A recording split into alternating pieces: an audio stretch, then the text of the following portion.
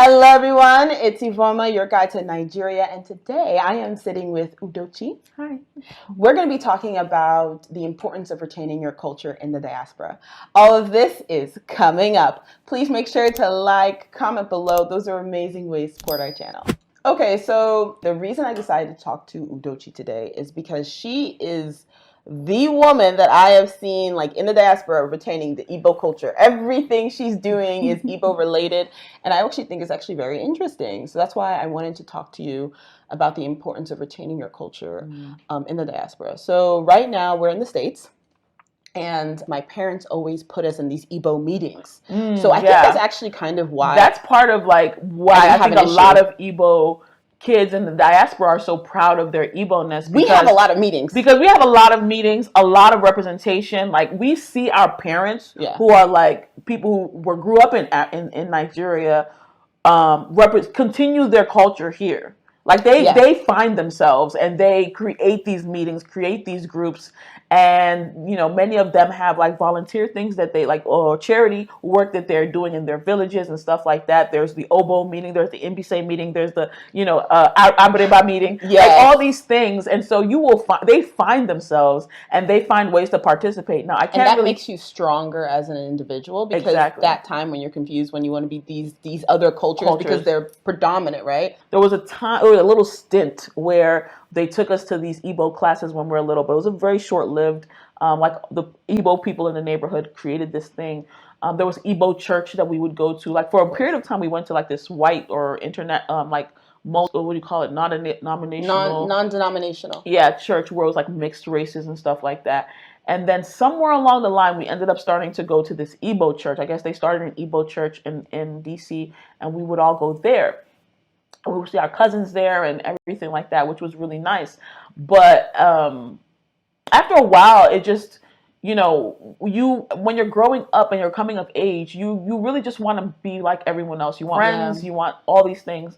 So when I was 13, actually, my parents sent me back to Nigeria. For how many? For 3 years. Whoa! Good years of coming. She's clapping. Like, congratulations! No, that's good. Not everybody claps at that. Some people are like, "You did what?" Like, well, I know you must have did something. Yeah. Well, I didn't do anything bad. Oh, your parents just decided. They just wanted me to experience the culture. Yeah. Oh, I don't. There was nothing. We weren't like bad kids or anything like that. Where were you sent when you got to Nigeria? I was sent to the village.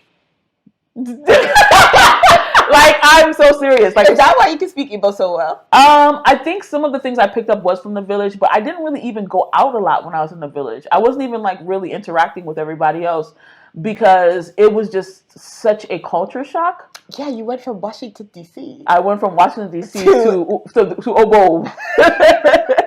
What state is that in? In Imo State. Okay. It's like near Owerri, but not anything. Like even Owerri is not like so advanced as far as the city is concerned. But it was, and imagine that in the 90s. I came there in 1997. Oh my God, I forgot the year that you went. I was thinking right now, and I was like, wait a minute. It was very different, and I know, even now, like people keep telling me, like it's so different now. So, I went there in the 90s. We were in the village.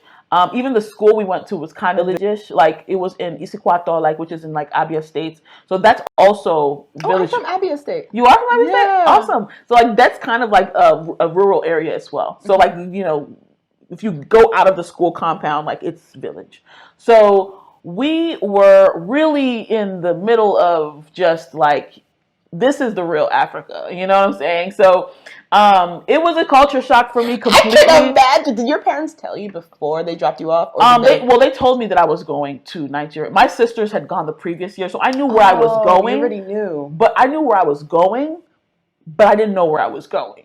Like, I didn't know what was where I was going to see, what I was going to encounter. I had no idea. Like, I got letters from my sisters about different things. Like, oh, there's turkeys running around or, like, whatever on the school compound. Wait, I had no reference. Yeah, I got letters from my sisters. Physical letters? Physical letters. Okay, this is the 90s. This was the 90s, my friend. Like, we did phone calls a couple of times, but mostly letters. Like, if my dad went back or somebody came back, they would send letters. So you remember back in those days when they had the little letters with the red and blue stain on the side of them? It was like, yeah, it was something else. So back in those days, so fast forward to college, I lived on a dorm with like international students, so people from all over the world: China, Japan, Korea. Well, those are all Asian countries, but like Bosnia, India, Egypt, like all countries, yeah, over the world, Portugal, like everywhere. So when I lived on that dorm, I started like it was international dorm, and I went to live on that dorm specifically. The school I went to was 70% white. And what school did you go to? Rochester Institute of Technology in New York. And it was predominantly white. And so when I went there, I'm meeting all these people. They still speak their languages. You know, the Asians still speak their languages. Even the Europeans speak all those different languages. People from Brazil, people from all these different things. And I'm noticing a big pattern and a difference. And you kind of notice these little things that everybody has, like that's unique to their culture and makes them unique and special. And I just loved learning everybody's culture. But when people would ask me, about Igbo culture, like how do you say this in Igbo? How do you do, what do Igbo people do about this? And I realized for the first time how little I knew about myself. Yeah. And then I had a few people tease me like, you're not really African.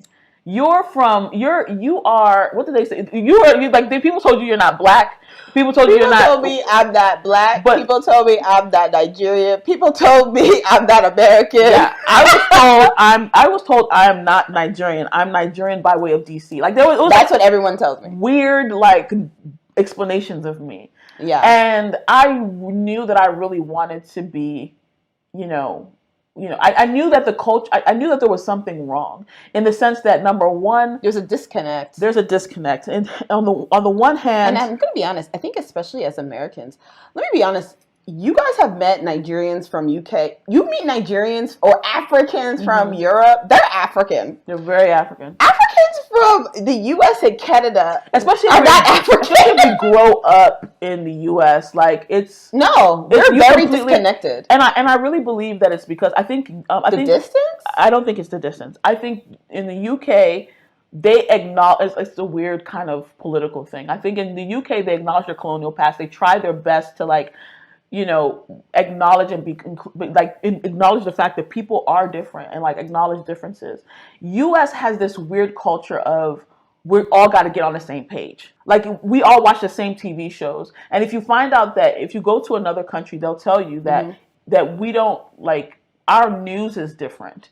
A lot of things about how we do things here is different. Yeah, sure. And so there's a lot of social pressure to kind of do things in the American way. That's the best way. And so there is a kind of pressure when you're here to disconnect from other ideas of who you are. Everyone kind of fits into some kind of stereotype here. I don't know how to explain it well, but it's very interesting. Yeah, it's a theory, but I think it has something to do with that. So when these people who came from another country came in and saw me, they saw me as an American. And even though no matter how much I would tell them, "Oh, I'm Igbo, I this and this," I was like, no, ultimately, I have to be honest with myself, even though I wasn't honest with myself for a very long time, that I have grown up in America and what I know is America. Any delusions that that I understand Nigerian culture was something that... No, it is a delusion. That's why there is a disconnect between when the diaspora is talking and when Nigerians are talking. Yeah. I know now that I moved back to Nigeria, I've realized I didn't know nothing about Nigeria. You don't know anything until you know. I didn't know nothing about Nigeria, at all. I didn't know nothing. And then I acknowledged that. So I feel like the first step is you don't know anything. Yeah. So in diaspora, I feel like we all need, especially Americans and Canadians, Americans and Canadians, we have an issue. We know less about our culture than our brothers and sisters in the UK, in Europe. Yeah. They really do. We're different. So we need to start acknowledging that. We don't know anything. And once we open that, once we literally say, oh, we don't know anything, you go in with an open heart, then you can absorb. I feel like I became Nigerian when I moved to Nigeria because now I can understand the brain, the what's going on and why somebody's doing a certain thing. Because before I genuinely didn't understand because all I was thinking about was my American brain, right? Yeah. And how Americans do things is actually very different than how a Nigerian would do things. So I think one of the challenges as an American who is trying to you know, if when you first try to plug into the Nigerian system as an American, get pushed out. We have the tendency to want to like be like to think that the way we're doing things is the best. You know, like we really do. Like it's an American thing, and I think even when white Americans go to other countries, they also like they get this same flack too. Like, why do you think your way is the best way? And so whenever we get some information from Nigerians, we're like, no, it should be done this way because this is what we do. And you know, so a lot of times. And I think that's why they push back. I think that's why they push back. That is why they push back. You can't go to a place telling people you need to do it like this because then you don't even understand. Like, our common sense here is different because our situations are different. Yeah. Common sense in another country is different because their things that are common to them are different than here. It's very strange. Yeah, it is. I had to learn that, but I was open to that when I moved back. I already knew I didn't know anything, and I was like very comfortable. When Nigerians would tell me I wasn't Nigerian, I'd be like, okay. Yeah, that's just fine. Yeah, you just kind of have to Americana. Okay, like, yeah. I mean, but now it's getting to a point where I'm starting to understand the Nigerian culture. I'm starting to understand the Igbo culture, and you need to go to the source. A lot of us, I think, Americans and Canadians, we don't actually spend that much.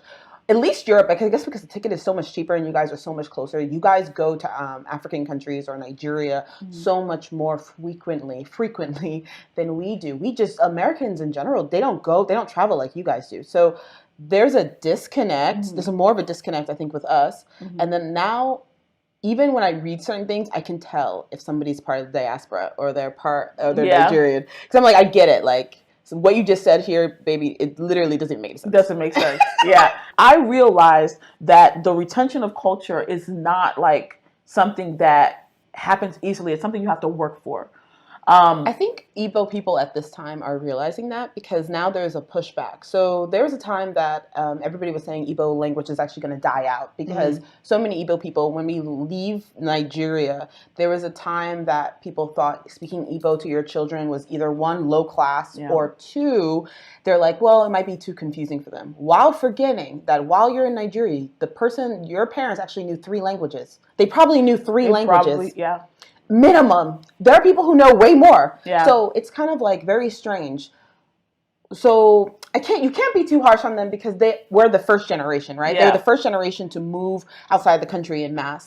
But there's something about Igbos that we just did not teach our kids the language when they left versus other Nigerians. Now, what I've started to think, like in the process of like learning my culture and learning Igbo way of life, like to like the deeper Igbo, I started realizing that Igbo is actually the language and the culture are intertwined. Yeah. Like the way you speak Igbo is the way you live Igbo because it was post-Biafran War, at least our era, when our parents were coming to America. It was like post-Biafran War era. So there was some stigma to Igbo at that time. So that's also a thing that I kind of like think was part of the influence. And I didn't even think about that. That's really smart. Yeah, and the third thing is just nowadays, this is actually now, the narrative has turned into, you need English to make money. But that doesn't even make sense because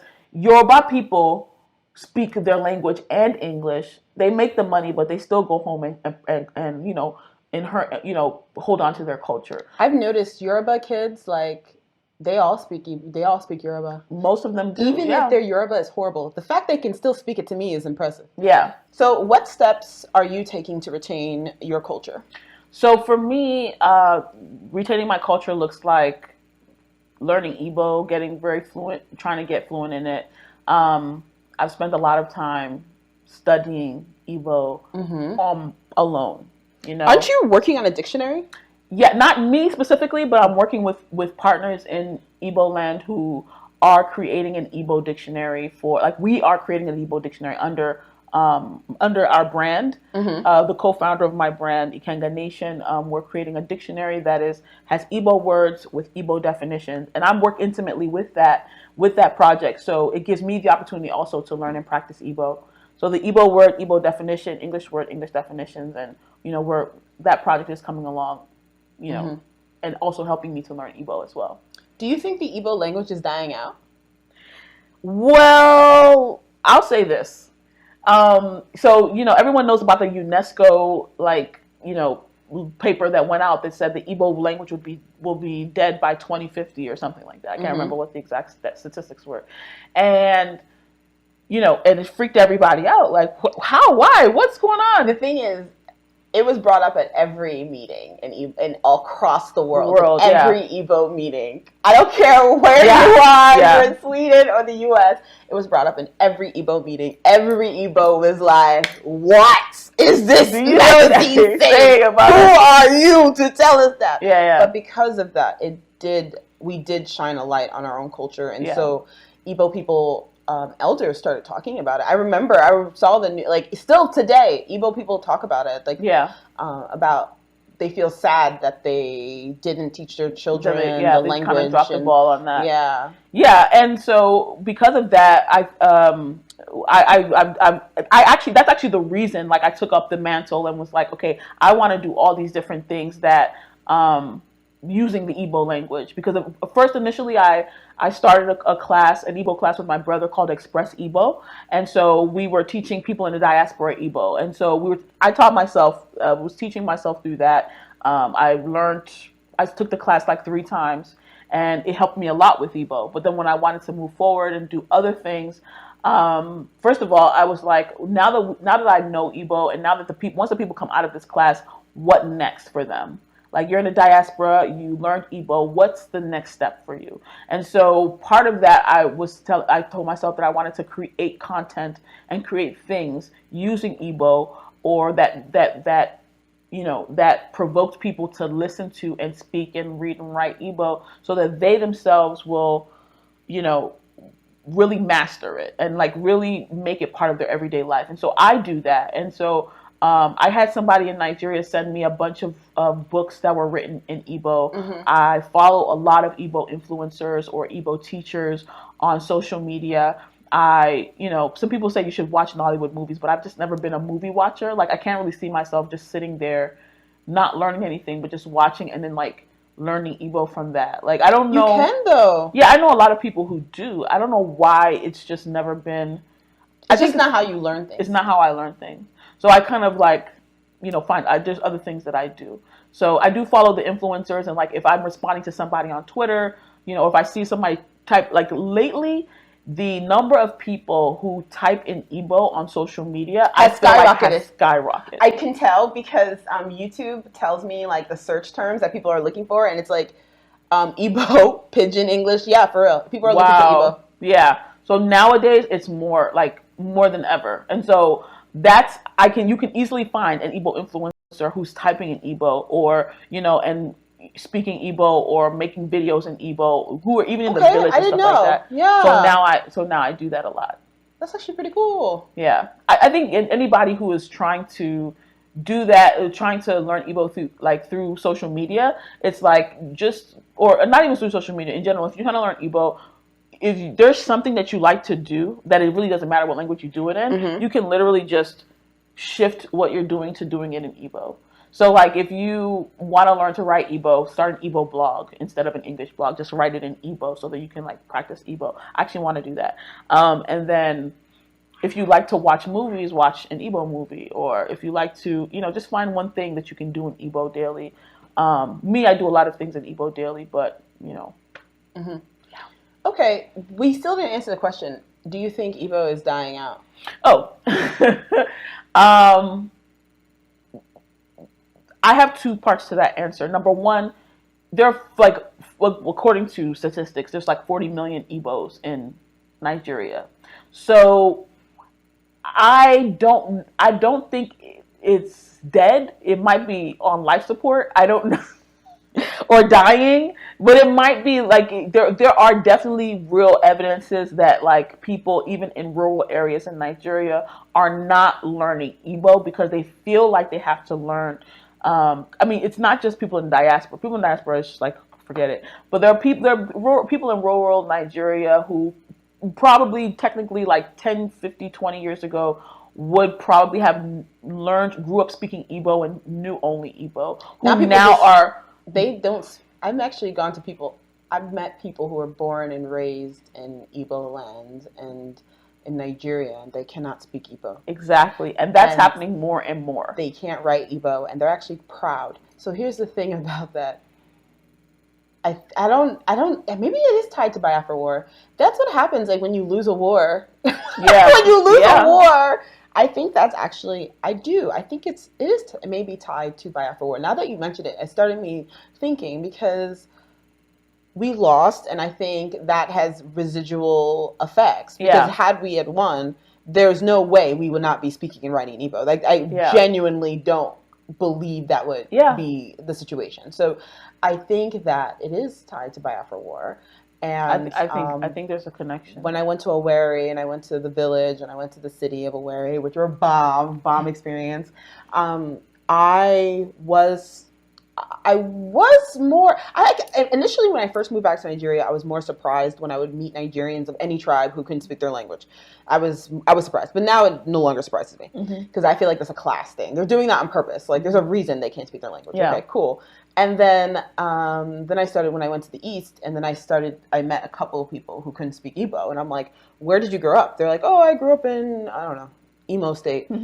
What? Like, it's like, wait, you went to school here, bro? Yeah. Oh, I went to IMSU, and you don't speak your language? Yeah. And then on top of that, like, they would also tell me, like, weird stories of, like, how even in their school, they would have to eat, like, pounded yam with a fork and knife. I think it's residual effects of colonialism. Yeah. Us losing the war. I think it's, I never even thought of Biafra War as being a part of this, but I think it's all of that. Yeah. I don't know.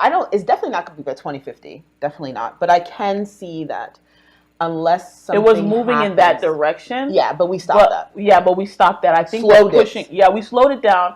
I think there's a big community of Igbo people on the internet who are pushing against it, who are literally like, speak Igbo. And even those people who don't speak Igbo well, they're still trying to push in that direction. And there's a lot of things that are, it's like, you know, even with 2 steps forward, there's still forces in nature acting against that. Yeah. So the fact that the entire internet is written in English means that people are thinking in English a lot more. So it's really, that even adds to the complexity of the issue, because people who want to use the internet or interact with the business world or the technology world or whatever. Yeah, they speak English, but so do other cultures.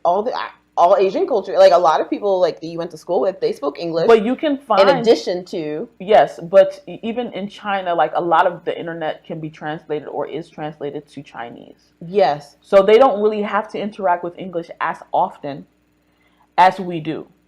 And even in Russia, I know Russians even have like Russian-based programming languages that people have created. Okay. So there are things that people in other cultures actively do to make sure that people are continuously like mentally interfacing with their own language daily. And we don't have that as much, not only in Igbo land, but even in Africa as a whole. We often feel like the intellect and technology and science and all that kind of stuff is something that's reserved for like English, Western. Yeah, stuff, it's colonialism. Like it's very interesting. It is, yeah. Okay, so why is it important to teach Igbo culture to young people? Well, first of all, yeah, it's very important. It's very important. It's like the most, I think that's the greatest thing we can do to slow and stop the decline of Igbo language and the existence of Igbo language, is to teach your kids Igbo. And so that's why I started the brand Umotadi Uto, which means learning is sweet. Mm-hmm. It means learning is sweet in Igbo.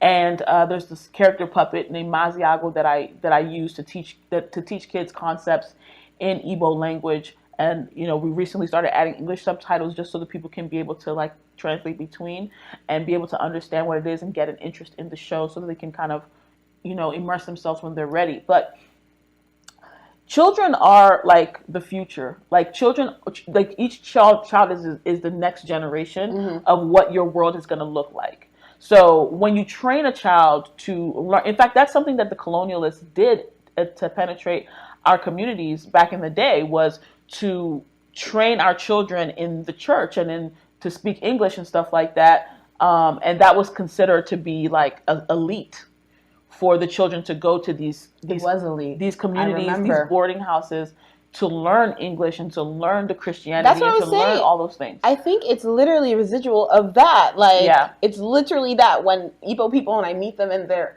own freaking homeland, and they're telling me with pride, "Oh, I can't speak Igbo, baby." That's not something to be proud of. What you're doing is you're working against your culture. It's very odd. You're working against your community, actually. Like, you're opening the door for like your people to be like really, subjected to outside influences, because first of all, you did not come up with that language. It's someone is really like, there are custodians of that language, and there are somewhere in Britain or like, and they're the ones they created the Oxford Dictionary, they created the Webster, they created these dictionaries, they created these rules for how to use that language. And so if they decide to change the rules tomorrow, you are subject to them and the choices and the choices to that, unless you create an English for Nigerians dictionary, and then your country becomes the one that's the custodian of the way we speak English in this language, in this nation. But outside of that, like politically speaking, you become subject to those from whom you kind of draw that from. And so that's one of the biggest reasons why I think it's important for us to preserve, or at least create our own way of doing things.